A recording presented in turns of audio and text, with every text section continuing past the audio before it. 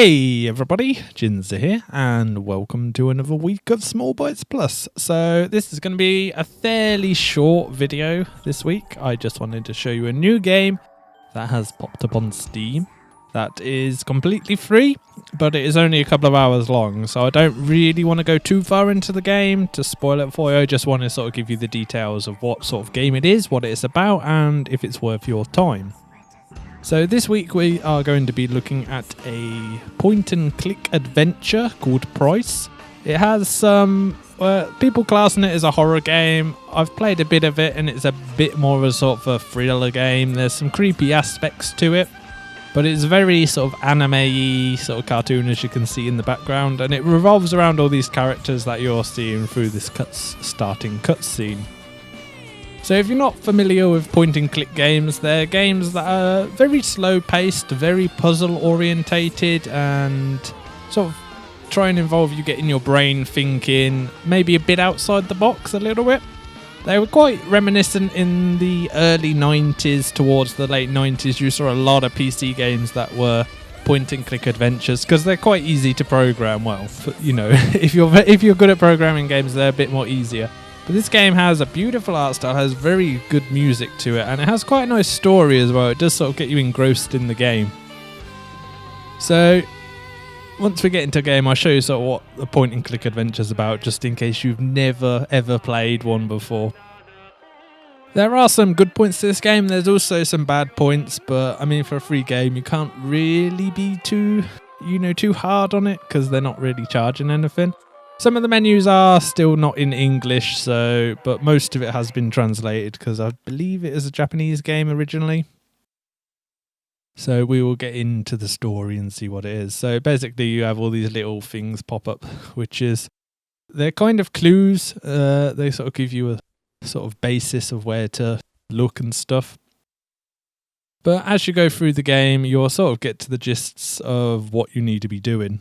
So there it says what the clock is. So you do actually need to sort of pay attention to all that's happening because you might get stuck and you might just have to wing it. So we're in Irva's room at the moment, or Iva, depending on how you'd like to pronounce that.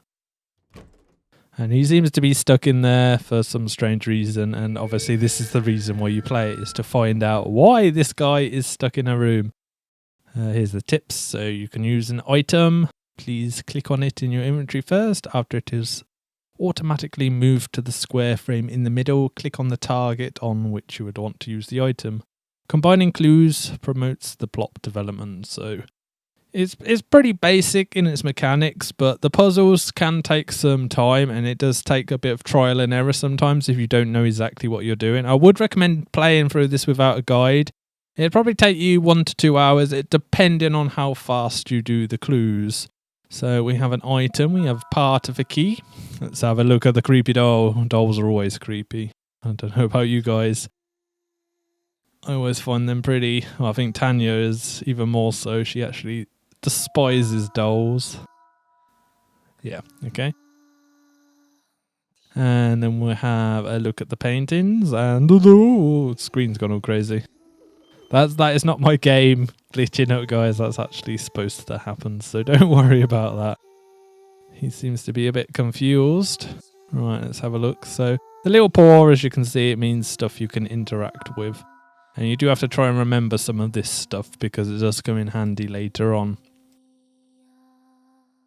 So obviously our first goal is to get out the room, so you need to look and try and interact with as much as you can. You might have to go back through areas like a few times because it's split into screens, so we're currently viewing this screen. But I would recommend sort of moving your mouse all around the room and trying to find whatever you can. It's kind of reminiscent of a lot of point and clicks. There are some good point and click adventures, especially modern ones, and there's still some really good older ones. A game I mentioned before with Drew Blank in it, that was a point and click adventure. It's kind of obvious what you need to try and fix and what you don't, and what you need to interact with. Is there someone in the closet? It's locked, so that's handy. No one's going to jump out the closet at us. So maybe we don't want to unlock that because it might be bad times. Pretty flowers, they don't feel real or have a fragrance. Let's have a look at ourselves. Oh god, there's a ghost behind us. What is it? I feel as if I was being watched. We'll have a look at the drawers. There's a knife in the drawer. That could come in handy for defending ourselves. You never know. Have a look at the teddy bear. Maybe the teddy bear's alive? No, it's just a teddy bear. There's a clue obtained. It's locked. Looks like there's something to be an input, so yeah, you do have typing things, so we have to find a password. Let's just try something random and just see if it works. No, the password seems to be wrong. Let's have a look in the bottom drawer. What have we got in here? Is it a tarot card? The lover. Obviously, there are no more than 2 kids. So, some information on the bottom of there. That might come in handy. Let's have a look under the bed. Is there any monsters under the bed? There should be nothing under the bed. Ah, it's a monster. No, it's not. It's a cog. So that may be something for either the clock or possibly the music box. And he can put the thingy on the thing. The room's dark without the candle. I mean, too dark for me to see anything. So that just takes the candle.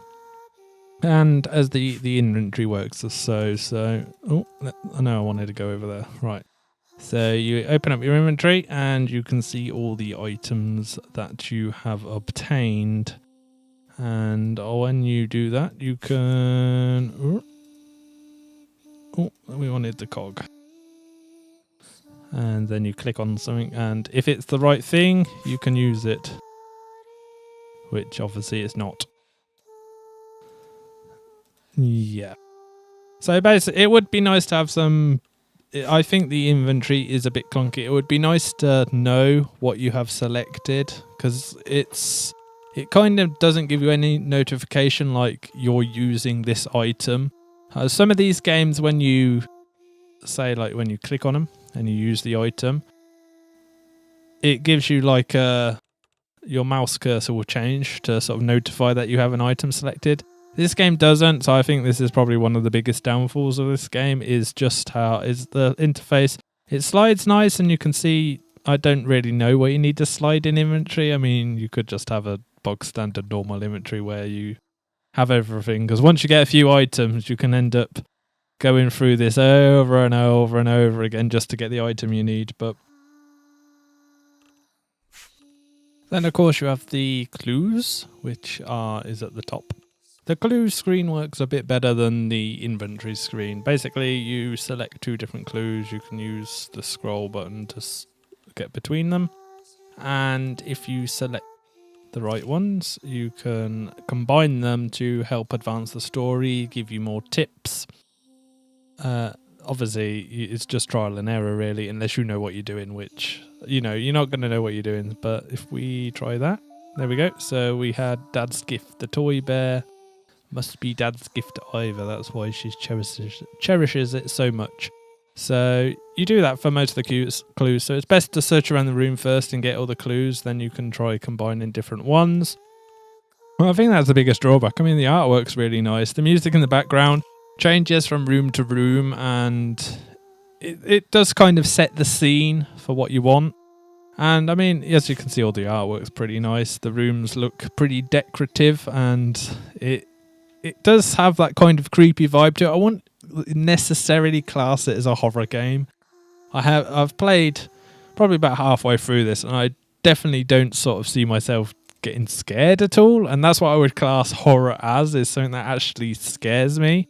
But it's quite thrillery, and it's quite tense at times, and it's a bit creepy, and you know, there's a lot of atmosphere to it, but I would not necessarily class it as a horror game. So, you know, it's probably not going to make you jump out of your chair, but it probably definitely will sort of leave you with a lot of feelings and thoughts, because it is a game that makes you think as we look at the doll. So I'm actually not going to do any of the puzzles because I don't want to ruin it for you and give you any hints. That's for you to work out yourself. I just wanted to show you this awesome game.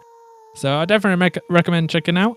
The link to it will be in the description, and it might give you a bit of enjoyment for the night and also help the guys who made this. to maybe make some more, because it is definitely a very interesting game, and some of these point and click titles are quite nice just to sort of hop on for the night, because most of them only sort of take an evening to play and then you're done with them. So it's not like you have to invest tons and tons of your time. You can have a little adventure in something and, kind of like watching a film. So let us know what you think of the game if you tried it out. And as always, guys, like, subscribe, leave some comments and some feedback. And we will see you next week for another Small Bytes Plus. See you next time. Bye-bye.